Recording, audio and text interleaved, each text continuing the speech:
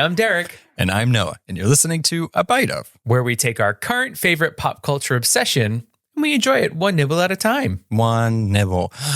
This is the final nibble. It's the last nibble of Loki. Forever. No. I can't. I won't accept it. No. You may live in denial if it helps you get through the day. You're back. I'm back. Yeah, you weren't on the last episode. I wasn't. The amazing Ron was on the last episode. Yeah. I listened to it on the ride back from my conference, and I was very impressed. Oh, because of me? Yeah. Because of the both of you. You guys are both very smart. And also, you said my name 3 times, so I felt famous. I like how that's what you counted as you're driving. You're like, yep, 1. I was driving, and I was like, oh, that's me. They know who I am. So I'll ask you if you have anything to add about episode 5 when we do the spoiler warning and everything, just in case there's some people, 2 episodes behind. Yeah, that way, our listeners can just, I guess, if you have anything to say about episode 5 before leading into I have so much to say about episode 5. Surprise, this is episode 5 now. You didn't cover anything. So before we get into it, friendly reminder, we are on our way to 200 reviews on Apple Podcasts and Spotify. So throw some stars our way. And we're 199 behind. So get on it. We don't have 1. So make sure you're following the podcast on any platform that you listen to them. Hit that follow button or subscribe button. It's greatly appreciated. We have a bunch of stuff coming up, stuff that we're doing that we used to do, stuff that's new. So, get ready for that. We have the Marvels episode coming out on Monday. So a couple days after this episode drops, you can every time you're miming, it throws me off. Only the people who are watching it know what I'm doing. I'm just adding emphasis to everything that you're saying. That way you're not just staring right at me. All the announcements. Okay. Lots to talk about. It's the finale. Let's take a look back. Yes. All right. So taking a look back at Loki season 2, episode 5, science fiction. After the loom goes boom, Loki finds himself slippity sliding from branch to branch, catching up. Dang it. I did it myself. Loki finds himself slippity sliding from branch to branch, catching up with his old buddies in their new-ish lives. Casey escapes the clink. B-15 is the doc on the scene. Mobius calls for his kid Kevin, and OBAD writes less famous to be or not to be. Sort of. Wow. Sylvie gives Loki the brush off until her favorite record shop spins into spaghetti. OBAD builds a keyboard-sized tempad and the gang reunites. Just as they once again find themselves turning to Tagliatelle, Loki gets a hold on his time slipping and knows he has a chance to go back and try again. Bravo. That's the last summary that you're going to do for Loki, because we don't have a confirmation of a season 3. Ever again. Bravo. Tagliatelle. Oh my God. Tagliatelle. 1 is hard to say, but also great reference in there. When I heard you read my synopsis from last week, I realized that I missed the opportunity to use Tagliatelle, so I had to take it now and do it. You did it. So spoiler warning for Loki as a series, MCU, comic canon, all that stuff. So you've been warned. We don't want to officially prune you from the timeline for spoiling. All right, let us officially take a bite of Loki season 2, episode 6, Glorious Purpose. Sounds familiar. Very familiar. Season 1, episode 1, Glorious Purpose. Glorious Purpose. I'm also calling this episode Loom, Doom, Destiny, and the After. Oh, fun. Yeah. I like that. You just wanted to do Loom and Doom together, huh? And then the D from Doom goes to Destiny, and then the After just sounds like, oh my gosh, which it was. So what are your initial thoughts of the assumingly series finale of Loki? Okay, so I don't want to say a problem, but these last 2 episodes, I feel like in both episodes, the same thing just kept happening over and over again. To be fair, I think this one, it should have. Agreed. But just coming from the episode before this, where it just felt like more spaghetti, more time slipping. And then we get another one where it is supposed to happen. It felt like, oh, we're just doing the same thing over and over again. However, I think the payoff in this one was well worth it. Okay. What do you think? Yeah, I loved it. I mean, I could literally just watch them talk in a room, which is most of this season. I loved it. I think this is, should I say it now? Yeah, whatever. It is my all-time favorite series for the MCU. It's just beat out all the other ones.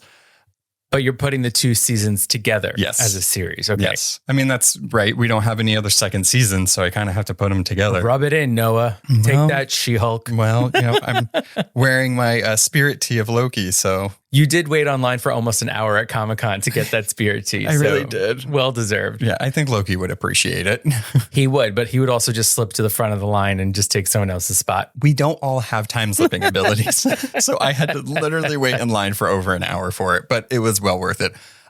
Favorite series that the MCU's, but I think as a whole, it just, thinking back on the first season and how they wrote a second season to almost literally mirror the first season to this one, and then the payoff of the entire story. I mean, I put this on social media, but I'm like not exaggerating. This was years of character development.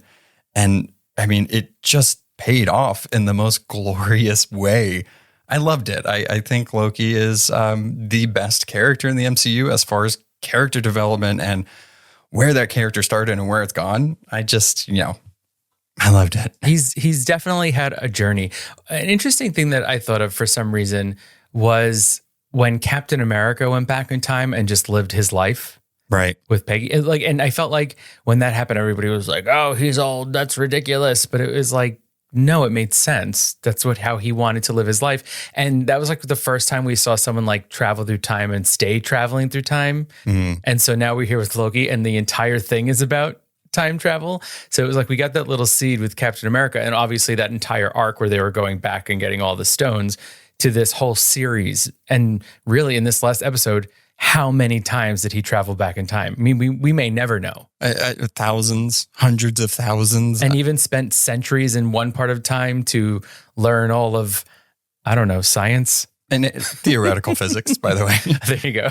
But I mean, even with that, how many times did he have to travel back to then learn stuff? Because I mean, how is he going to sit there for 100 years with somebody when the TVA is about to explode? So like, how did that even work? Like, did he just keep going back to Obi or did he go further back and he's like, can you just sit with me for 400 years? In my mind, he like found, this is the wrong name, but like he found like Aristotle and he was like, hey, Aristotle, I'm Loki. Can you teach me everything you know? That's definitely the wrong name.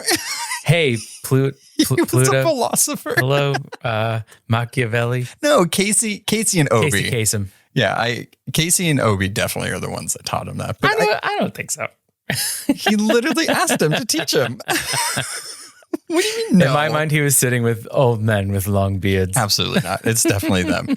So this episode, I think, initially, like when you're experiencing it, it's kind of jarring, right? Because he's going back in time, he's time slipping, he's going to events and doing them multiple times. And we're seeing scenes that we literally just saw either in episode 4 or episode 5. And it's wild and frantic. And there's some scenes where I was like, okay, we've seen this one like a little too many times. Like, yes, he's going to turn into spaghetti. It's not going to work. But I did like, as it went on with his time slipping, that like there was like a scene where it's one of the final ones where it works with Victor Timely and he's putting stuff together and he's like putting stuff into the computer and he's kind of saying Mobius's sentence before he said it. He's like, yeah, real funny guy. And it's like, it's so funny. I like how they still slipped in some of those little quips in there. I liked in that scene in particular how he was at the computer and he was the one typing things into the keyboard. That's how much he knew now. That's how many times he's practiced. Yeah, he like pushed Obi out of the way. Yes. I also liked in the scene with the loom, kind of seeing as it went further, oh, it almost worked this time. Oh, Timely got a little further out this time. Oh, like that was kind of exciting to see and the pace was really picking up. But then when he spent the century learning everything and then coming back, he was just a know-it-all. Yeah, he just put everything together real quick. I loved the whole concept of this episode, right? In this whole series, it all plays with time. The logo in the beginning was all reversed. It was fantastic. I love how they play with those little elements in here. Noah was fully panicked when the Loki O was just left standing. He was just like, oh, at the end. Yeah. He was just like, why? Yeah. Well, I sat through the entire credits because I'm like, I'm waiting for them to confirm season 3. They did not, and they still have not. Eric Martin, the writer and producer for the show, has said that there's like no plans for a season 3. Okay.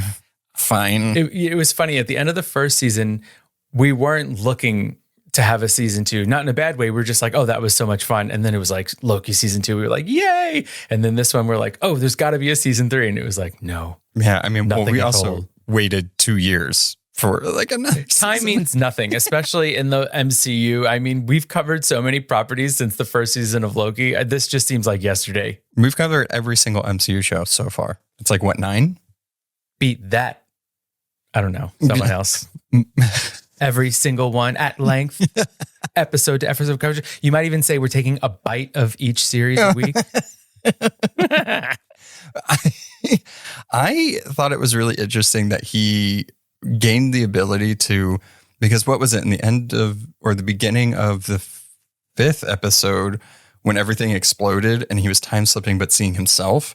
Then he found a way to time slip back into himself. Right, the body that's there. It's so cool. He also knows how to like bring himself and someone else, in this case Sylvie, outside of time. Yeah, you can stop it. While something is happening. Yeah. It's very powerful. It's insane. Yeah. So I loved the montage of him trying to figure it out. You know, how many times did Victor Timely get turned into spaghetti? A lot of times. But at the end of that, after spending centuries learning theoretical physics, trying it how many times, speeding through Obi's mock-up design where he couldn't even say that he didn't put a coat of paint on it, it was never going to work. The loom can't expand fast enough for the infinite amount of timelines that are being made. That's why they got to prune them. It's insane. Yeah, after all that. Victor Timely was like, it's like dividing by 0. Just, it can't work. Victor Timely, this would have helped if you explained it 485,000 times ago. Thanks for telling us now when it's too late. Well, the interesting thing about Victor is when Loki eventually goes to He Who Remains talks about Victor Timely, and he's like, oh, is that what he told you? So, I mean, does he know something that we don't? Or like, does he just not like Victor Timely because he was one of the only good ones that we've seen so far of Kang? It's an interesting thing for him to say, but I'm like, did he know this whole time? Or like, was he conning them? Does he not like him? It almost feels like he was making fun of him in that moment, because he does sort of mimic the way that Victor Timely talks. And maybe because he is sort of not a mild-mannered, but he's more of an earthling. You know what I mean? He's more of a human than a lot of the other Kangs. So he might see him as weak, even though he's sort of the thought behind everything that He Who Remains created. Right. Anything else you want to mention with the time slipping stuff before we get into like him trying to figure out everything else? I did think it was also fun that we got a scene from the first episode ever where he's sitting with Mobius. Right. You know, so that was also really cool as well. So he really does slip all around the series as a whole. Yeah. So when he goes to it, I like that he went to Mobius and he goes to Sylvie. He goes to the two people that are like his confidants. So he goes to Mobius and he's pretty much asking him like, how do you make a hard decision? And I mean, I was expecting Mobius, because I'm so used to the Mobius now, I expected him to kind of be like, well, trust your instincts and you got it, kid. You know, like, I don't know why I think that's why he talks. We're all just trying to be good in this world, Loki.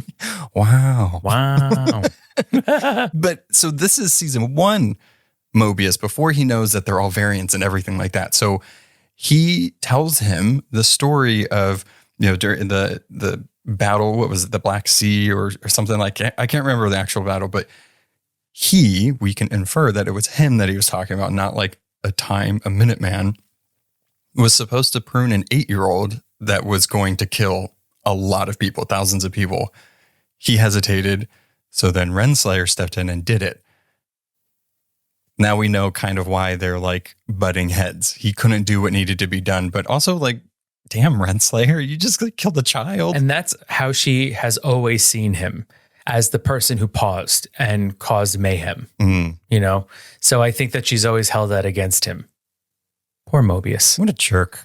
And he's just like, but like, she's a teacher and she had no problem pruning an 8-year-old in front of her but brother. she didn't know that she was a teacher. She just knows that she's there to prune the shit out of people. Maybe that's why she hesitated with Sylvie, because if I'm not mistaken, she hesitated with Sylvie, and that's how Sylvie escaped.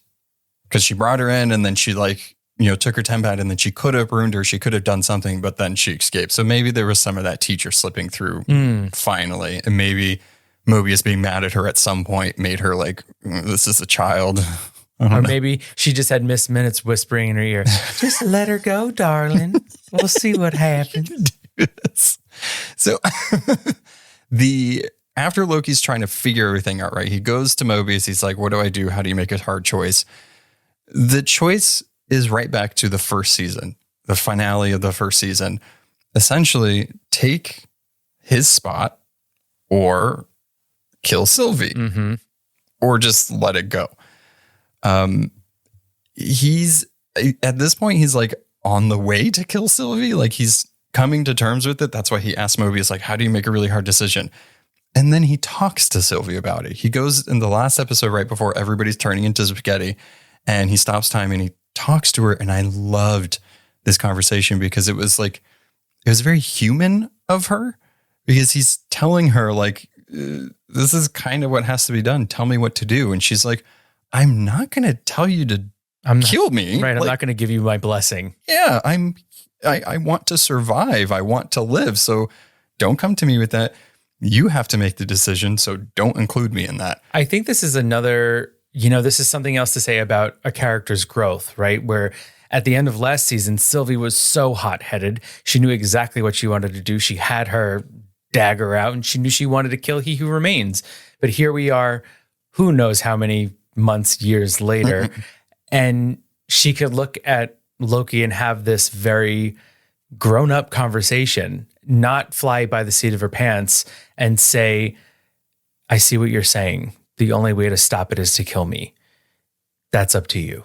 Yeah, I'm not going to, I agree with her, right? It's like, you want to do this, but then you want to replace one bad with a nut. Like you're just not doing it. Like, I don't know what you want me to tell you. I feel like old Sylvie would have been like, you want to try and take my life? Well, I'm going to take your life. Right. Yeah. And, so this was just her standing there going like, cool. Okay. You learned some new tricks. All right. I hear what you're saying. Well, if that's the way it has to be, that's the way it has to be. But I'm not going to give you my consent to kill me. So good. Agree. Also killing yourself, sort of. The person that you love. Yourself? Yeah. But I mean, I think it's not, it's a crazy thing to think about what Loki's going through right now, right? It's like he spent all those centuries learning all this stuff. It's not working. He spent how many times trying to get it to work? He went back to Mobius and talked to him. He went to Sylvie and talked to her, and he's like, okay, this is the point. It's not making Timely go faster to get to it. He can't put that much pep in his step. He has to go back further. And he's like, oh, okay, maybe it's when she killed He Who Remains, and that's when the branches started. This like rehash of the finale of the last season is insane. So one thing that I noticed about this is that I'm trying to figure out how to say this. The way that they shot this scene last season, it felt like it was very much from the right side of the room. This episode, whenever he's talking to Kang, it's from the left side of the room. Everything's shot from the left side of the room. So it's so weird to see that shift, right? It's like inverted. Exactly. But that's the whole point, is that this is how we saw it last year, but now this is how we see it at the end of this finale. So I thought that was really smart. And it was jarring to see, because we've seen that scene a couple of times, even in this season, when she pushes Loki up against the desk with the knife and she's getting ready to kill He Who Remains. We've only seen it from that angle, but all these new conversations are happening from the other side. It's so good. I think that it was so seamless too, right? It's like, it seemed like it was just a continuation of that season finale, because I still felt the same things. And I remember those conversations, right? It was just an insane conversation that we were having. And then we were left with was the multiverse essentially opening up. And in this one, Loki's trying to figure out a way to stop it and what's the best way to do that. But like having the way it was shot, right? It's like you're close up on his face, constantly trying to get the upper hand on Sylvie, which, I mean, he like tried to kill her how many times? We don't know. But like every single time you hear her saying the same thing, you're going to have to kill me. You're going to have to kill me. And she does it over and over again. And you hear Kang doing nothing. Eating his apple. Yeah, just sitting there watching the whole thing. When it finally stops, I did want to bring it. So you remember in the season finale of the first one where he was like, we just crossed the threshold. And there were so many people that were like theorizing like, oh, that's when like Wanda did this thing or whatever. Do you think it's plausible that that threshold, because Kang knows, or He Who Remains knows that this was the path that Loki was supposed to be on the entire time, that's when he goes back? Like Loki time slips to that moment. So that was like the threshold of like, this is where Loki's going to decide what he's going to do. That's what I think that threshold actually was. It wasn't like Wanda or anybody else. I think that was the moment that Loki's going to time slip back and he can't see what's going to happen. I think that sounds definitely more plausible. You know, just as a note overall, I feel like these Marvel TV shows don't really take from, I don't know, like they don't take from the movies. You know what I mean? It's like, yeah, we'll meet a character after a movie, but like something in the movie happening, hasn't shown up in a series while the series is happening. Like something when Wanda switched the you know what I mean? So it just seems like it seems more plausible that it's something that's just existing in this story, in this world. Yeah. I mean, well, it's one of those things where it's like, there were so many theories about what that could have been. But I think now we have like a more definitive answer of like, it was probably when Loki was going to create how many different branches from the thousands of times he's trying to kill Sylvie. And then when that finally breaks and he's talking to He Who Remains and he's like, this was all supposed to happen. Like, you know, I can stop time. I can do all this stuff. And then the switch of Loki stopping time as well. And it's like, oh, you think this was the first time we had this conversation? Dav. That's what got me, is that even as an audience member, we're not even aware of everything that's happened. No. So when he said that, I was like, oh, snap, he's been here before. That was really like, as an audience member watching that and be like, oh, so you're playing tricks on us now. You're leaving us in the dark and Loki knows more than we do. So good. Yeah. And you have to think about it too, because at first I was like, how is he able to, well, how does he have all these temporal powers? It's like, oh, because he's been using them for hundreds of years. Of course he's going to figure out how to use them more than what he thought he could do. He's very strong. He's very strong. He's very strong. He's very smart. He's not just a trickster god anymore. We know what the failsafe was. It was the loom the whole time. So literally the loom exploding and deleting all the branches is what it's meant to do. Oh my God. Thanks for nothing, Timely. I know. I think on the last episode, Ron and I were theorizing about what the failsafe is and everything. And Ron had said, what if Loki himself was the failsafe?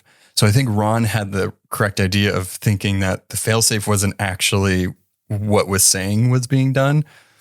But thinking now that we know the loom is the failsafe, and then on the monitor, it's like, thank you for your service. It's because they're telling him like, it's going to be reset. Like, bye. It's so crazy. It was so crazy. I just feel like this one got so twisty, timey-wimey. And everything, the way it kind of culminated was like, oh, okay. So I feel like we were all almost there, but we didn't get it. Right. And I think that Loki had to go on that journey to like finally figure out like, oh, like it is always my destiny to fail. It is my destiny to do this type of thing. Him coming to like that conclusion of, oh, I can't kill Sylvie to save everything. I have to take on the burden of that purpose. Right. And like that really harkens back to the conversation that he has with Mobius, because the burden isn't killing Sophie. The burden is almost in a way sacrificing yourself. Sophie, what did I say? You said her real name. I was like, who's Sophie? Sylvie. Sylvie. The burden isn't killing. Well, no, the burden isn't killing Sylvie. The burden is taking it all on to himself. And even Kang says something that is alluding to what we see later on. He says something like, the person in the big chair is the one that holds all the power. Yep. And it's just like, oh. I love it. I hate that, like, in the first season, Loki's like, I don't want a throne. I don't want all this. And his whole, way back to the beginning when he was coming up, he's talking about how it's his birthright and everything. He was right the entire time. It's just not the throne he thought it would be. Well, it's very much Alanis Morissette's definition of ironic, in the sense that all he wanted to do was save his friends. Yeah. Right? And so for a moment, he thinks, I actually have to kill one of my friends to save the rest of my friends. But what ends up happening is that, yes, it's like the Twilight Zone. It's like, yeah, you can save all your friends, but you can't be with them. Right. I mean, there's like, I guess some satisfaction in knowing that like you did it, but like you don't actually get to have any of the fun, like, outcome of that. Him coming to the conclusion of everything, he who remains still being like, you know, you'll see me again and blah, blah, blah. And he was right. We're going to actually see him again, because we did in the season finale of this one. I was like thinking back and I'm like, they really did. It was a loop regardless, because somebody got pruned in the same episode, in the first season. They went to here. It was all just replaying what was happening, especially after Thing reset. And I love that Loki came to the conclusion, one, that like, I have to be the one to do this, but the only way to stop you is to break the equation altogether. And what a glorious breaking this was. This is why this whole scene of him becoming Loki, who he was always supposed to be, the god of stories, whatever you want to call him. This is that moment that I was like, this is so worth it. They did give us one final glorious hair flip. Oh, before he goes out onto that gangway. When he lands down there, he goes full plie all the way down. He freaking rockets that hair back, and he said, this is my glorious purpose. And we said, yes, Loki, you stupid bitch. And then he gets in high drag. Oh my God. What a bisexual bitch. I can't stand him. Well, so the moment that he's going down there, right? He goes down there. Everybody's like, what are you doing? I'm very confused. He locks the doors, and then Mobius and Sylvie are both at the doors, and he's like, I'm doing this for you. I'm doing this for all of you. This is what I'm doing it for. But we don't know who he's saying that to, because both of his loves are right there. All right. This is one of my major bones I have to pick. Okay. How dare you give us a canonically bisexual Loki in the MCU? We see him kiss his sister self, but we see the actual love of his life he gives a gentleman's handshake to? Are you fucking kidding me? They're like, yeah, he's bisexual, wink. Give me a kiss. Now we'll never see it because he's sitting on his gold throne. It's MCU BS. We'll never get Lokius. And you know what? That hashtag was trending, okay? People were all for Lokius. I think there's a lot of people, right? There's a lot of people that like didn't want it. People were fine with like Sylvie and Mobius. You know, thruples exist. They can do that. I mean, he literally will get a little bit of both. It is sad, but I am a sucker for like the oh my God. I knew I was going to mess it up. Ambiguously gay duo. Yeah. Yep. You're right. They'll return in tights. Both of them together. Hello. But I did like that you didn't know who he was talking to. I mean, I think in general, he's talking to all of them because they're all his friends. But those two are really like, those are the people that he was doing it for. He always wanted a family. He got a family, but he had to sacrifice himself for them. Yeah.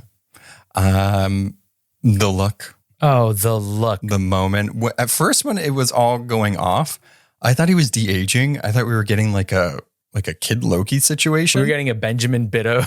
Not Benjamin Bitto. That's our friend. Benjamin Button. He was, yes. He was our best friend's son. Oh my gosh. But yeah, I thought that's what was happening. And I was like, oh, are we getting Kid Loki? Is Young Avengers happening? But we didn't. And we got a costume. We got a costume reveal for Loki. Those horns just kept going. Oh my God, they were going in. He said, I got a cape too, bitch. Derek, when we first watched this, Derek fell asleep. Was tired. He fell asleep. I was freaking the fuck out on the couch. And I was like, what? Horns? Oh my God, the cape. What is happening? And I looked over at it and I'm like, I do wish I was awake because there's nothing like experiencing something glorious with someone so you could both feed off of each other's energy. Because when I rewatched it today, I was like, yeah. But I was by myself. Yeah. And it was sad. So I was too. So I guess we both watched it by ourselves. That's karma, Derek. Deal with it. It's so good. Loki he explodes everything, expands all the time things, the timelines, and grabs all of them, walks up invisible steps, takes them somewhere else, sits on his golden throne. That is made of the decaying body of he who remains. Well, that's where he's sitting. No, the gold went over him. Did it? Yes. I didn't see that. He sat on the bones of the deceased. That's fine. He won. Yeah, it was pretty glorious. What a freaking way to go out. And then he makes the timelines look like Idrisel, the world tree. Ugh, the respect he has for his people. It's just so freaking cool. He did all of this to give his friends time to figure shit out. But he gave them a lifeboat. And I mean, what a fantastic arc for this character. But so sad because he's so afraid of being alone.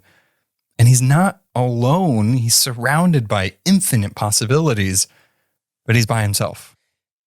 So I was thinking about this today, and it's such a bittersweet ending for this character. We've grown to love Loki, and we want the best for him, but there is some sort of cosmic karma here, because Loki, before coming to the TVA, was kind of horrible.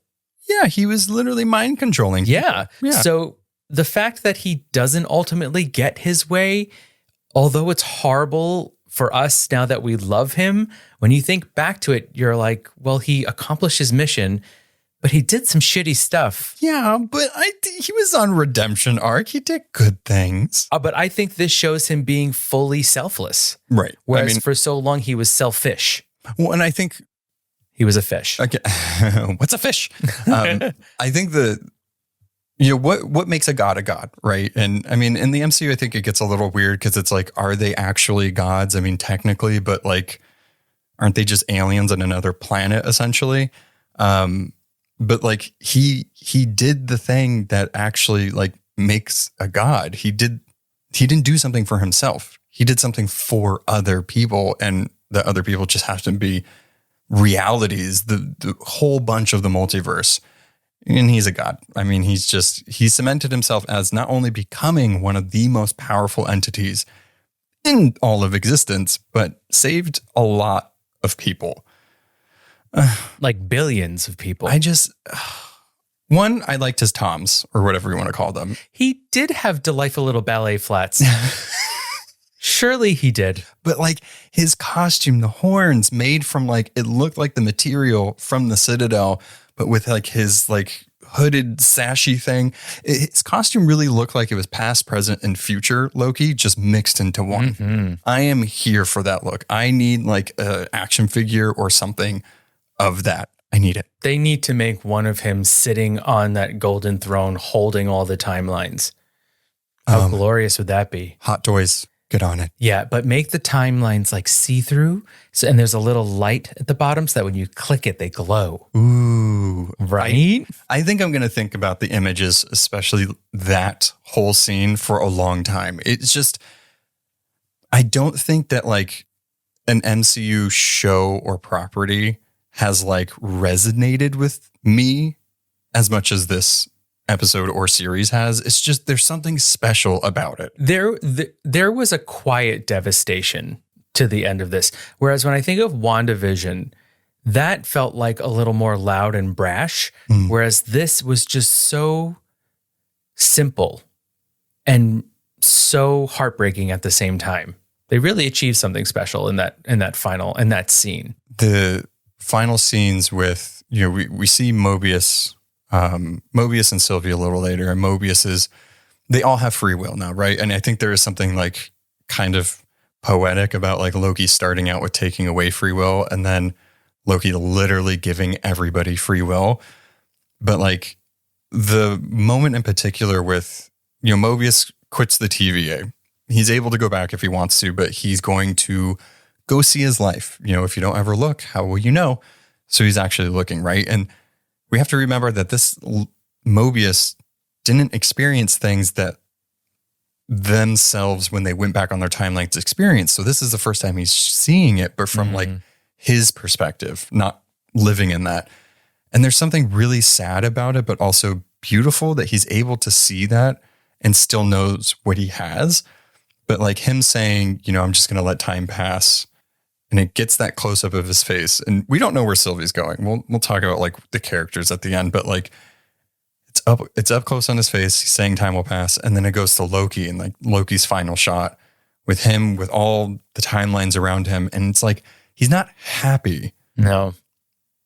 And I don't know if the right word is like content, but like, I think he knows like this fucking sucks, but I'm glad that they're able to be okay. I kept waiting on that close up of Loki's face. I kept waiting for that just hint of a smile, and we never really get it. He kind of just like, yeah, it seems, I feel like content isn't even the right word. I feel like it's just acceptance. I think that's the right word. I accept this existence right now. And I can't think about it too much. It's sad. Because it's so sad. And I'm just like, what do you do for all of eternity? He's holding it all together. That's it. You sit by yourself. What if he has to use the restroom? I don't know. Do gods poop and pee? I've never seen it. So probably not.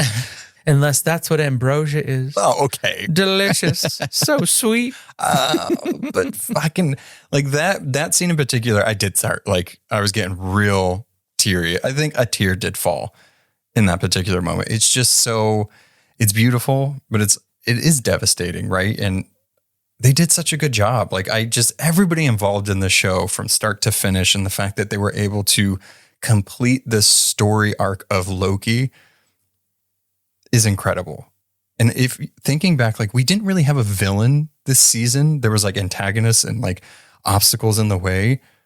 And now like sitting with it and being like, okay, looking at these 2 seasons, we just focused on Loki.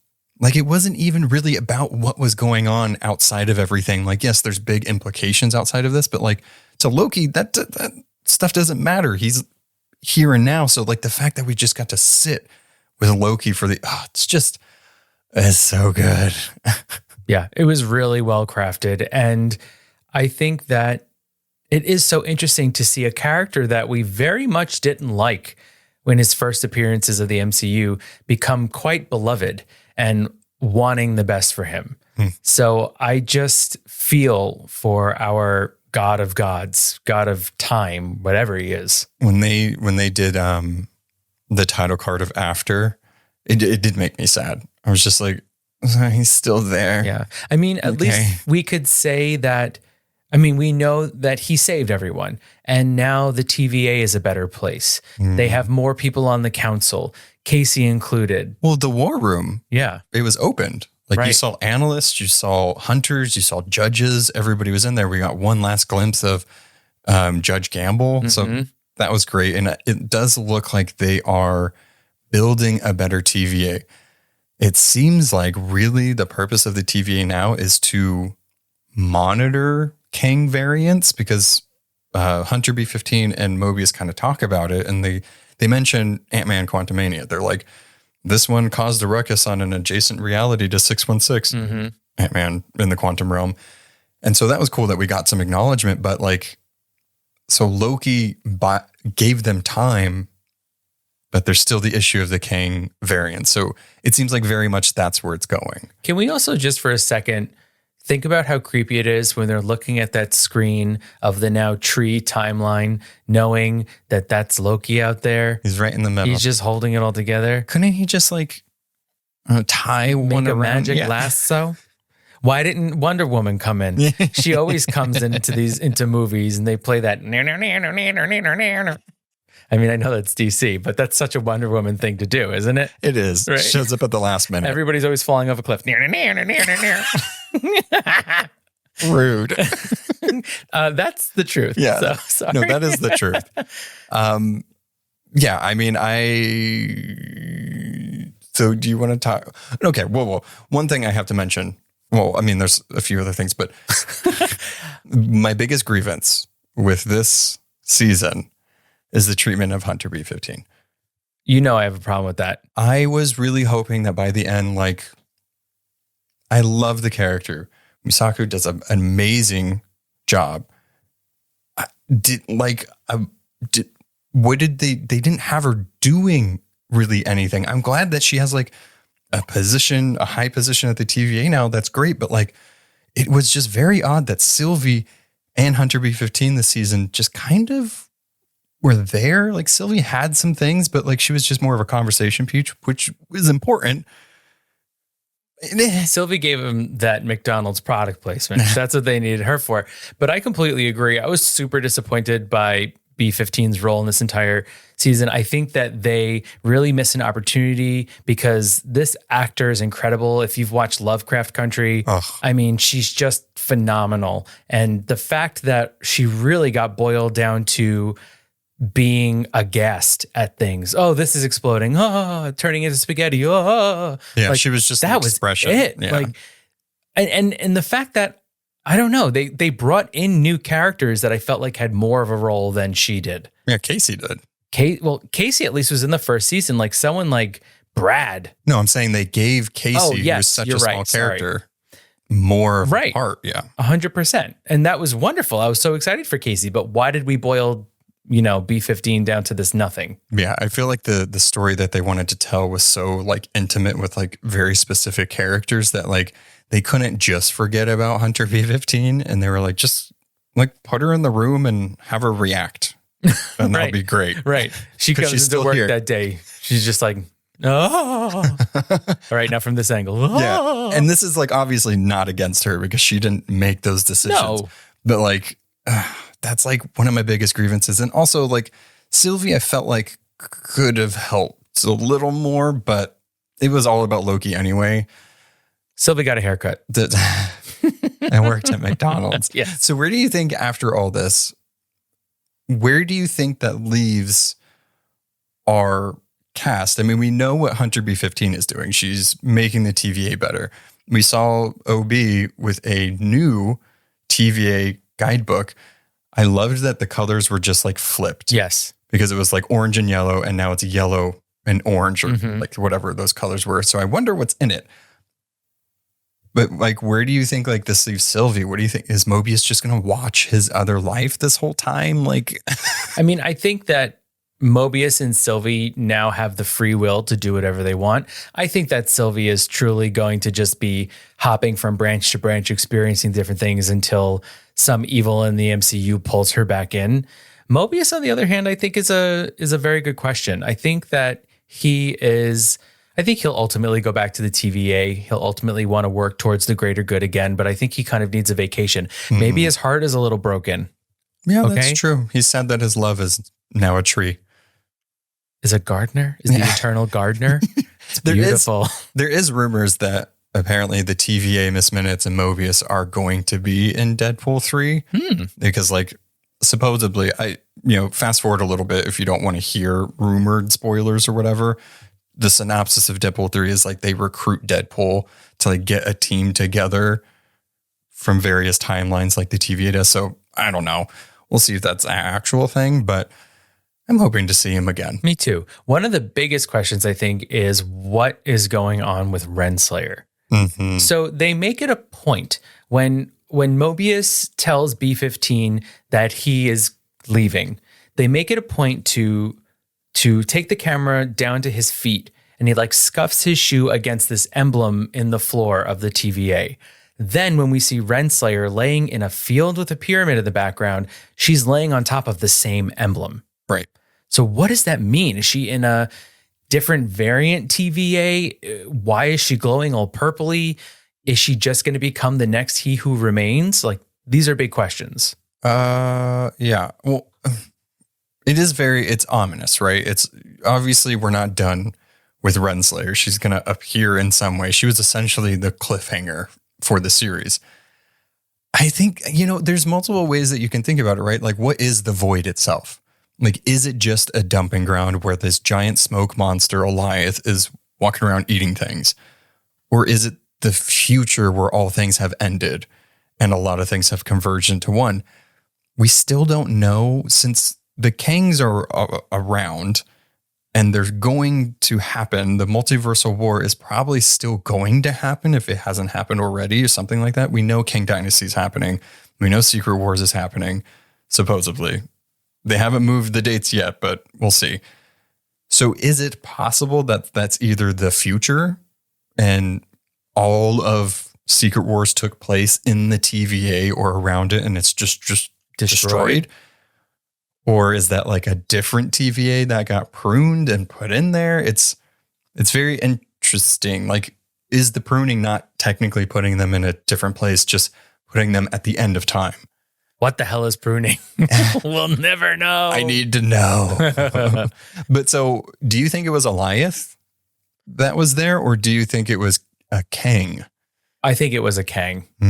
I think that the fact that it felt so ominous and she was like so like struck by it, it felt like she was seeing that face again. She gave, like, there was a split second at the end with her where she gave this look of like determination, where like she knew like, I can take this on, or like I know what's going to happen, or like whatever.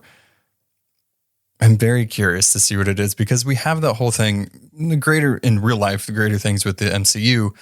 We don't know what Marvel's going to be doing with Kang, that character, or anything. So like, was there a version of this where like we saw that was a Kang, but like they're not sure, so they kind of cut him out and just made it maybe ambiguous? glowing. Like, I think it's weird that it didn't show who that was.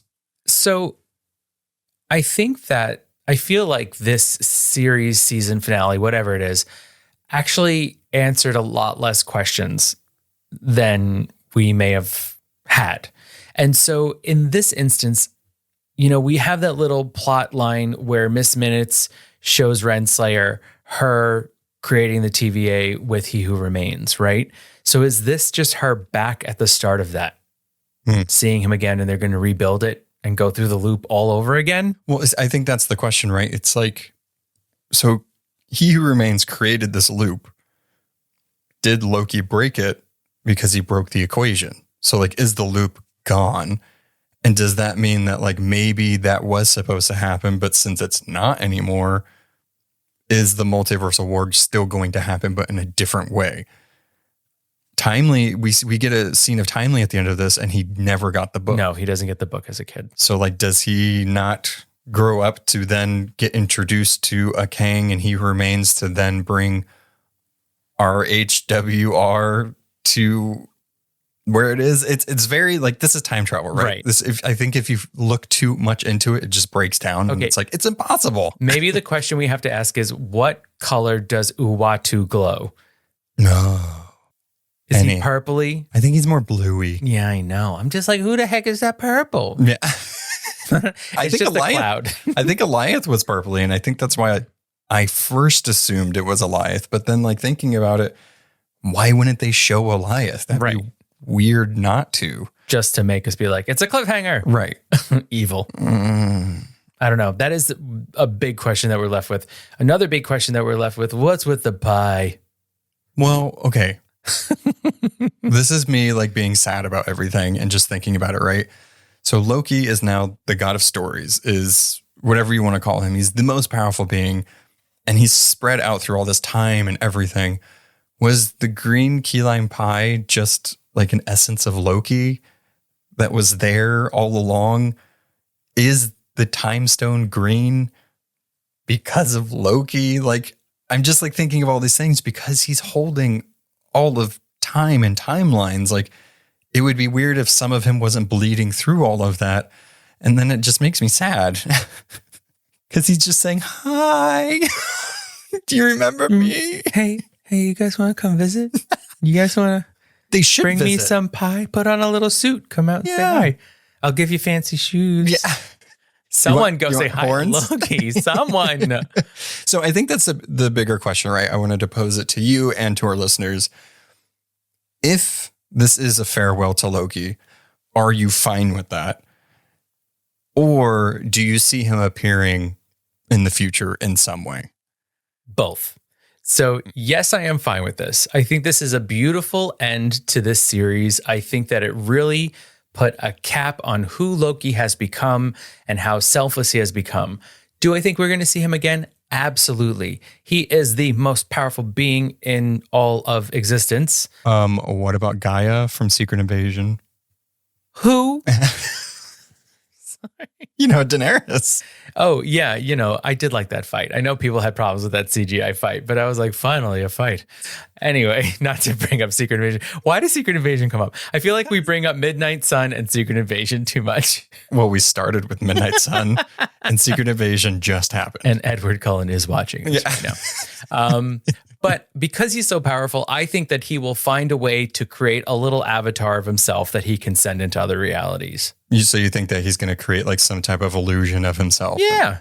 That's like his deal. Yeah. I think, you know, I obviously am selfish and it's like I'm used to comic books where like characters are gone, but then they come back or whatever. Like, so of course I want Loki and Tom Hiddleston to do this forever. I don't care if he's old. He can be like Richard E. Grant from the last season and he's just in spandex and he's like, yeah, Fully support. yeah. But I think that they should like let him rest for a little bit. Like, don't bring him back immediately, right? It's like, we want this impact. We want him to do his thing. I do see, depending on what happens with the Avengers movies, like give it like a, like during Endgame where, you know, you hear in Cap's thing on your left and then all the portals open up. I want that moment for Loki when he comes in to like save everybody. What is Loki going to say? He's going to say, knee lime pie. He could be like, what was the thing? Now I'm blanking on what they said. The need help shtick that him and Thor do. Like where he's like, need help. And he like throws. There you go. Yeah. I Figured want it him. out. Yeah. But like, I'm curious if, so these big event movies, they tend to like pull from different event comics and put them together. And there's a lot of talk of like pivoting from Kang and going to Doom. But I'm almost curious if like Loki is going to take the spot of Doom in like the Secret War comics, because like he's all powerful. He gained all these omnipotent abilities and everything, very much like Doom does. Also, he's green. And so I could see kind of Loki being a very instrumental key to whatever's going to happen in Secret Wars. I mean, is there also something to say, which I'm sure you don't want, where Loki is so over all your mortal bullshit that he's just going to let it happen and be like, whatever. No, because what if Mobius is in danger? He's not going to have that. Oh, that is true. He'll be down there in a second. He's like, let's let go of all the time. And he's going to just smooch him right on the lips. And Mobius is going to say, Loki, I've been waiting for eternity. I'm old now. Oh, I don't want it to end. I don't want to say goodbye. But I do think that if it was a send off for the character, beautiful. Yeah. It's great. I mean, I don't think he himself thought he would be in this position, like Tom Hiddleston.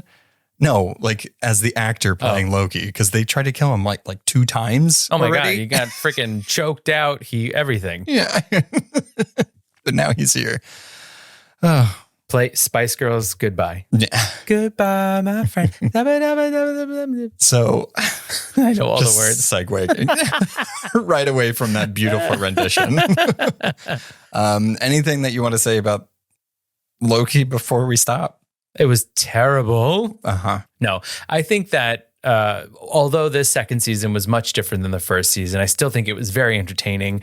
I was super happy to see this cast back together again. And I just think that final moment of seeing Loki sitting there was just like a really heartbreaking button to this character. But also just so damn cool with it. Like in his cape, he's pulling it. He's doing like a butterfly curl. Just like, Oh, his pecs. Look at his pecs. he's going to be ripped by the time. He's always had a booty, but now he's going to have pecs.